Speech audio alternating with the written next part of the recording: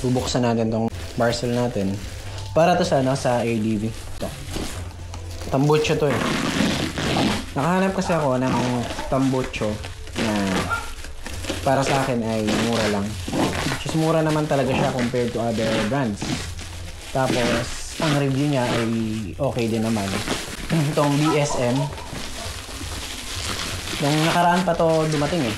So, ngayon ko lang bubuksan. So, itong murang-mura to compared sa ibang mga brand. Ito yung sa pinaka-elbow niya. Okay, so it comes with silencer din. Ayan. Tapos, yung ano nito, yung tip ay naka-titanium na. At least titanium look. Ayan. So, tagal na akong naghahanap ng tambucho na pasok sa price range na iniisip ko. And, ayun. Nakahanap tayo. Ito. Tingnan mo yung kutsilyo. Pang tinapay. O, diba nakabalot talagang maigi yung yung tip niya. Kasi syempre para iwas gas-gas. Yan, BSM. Ganito yun.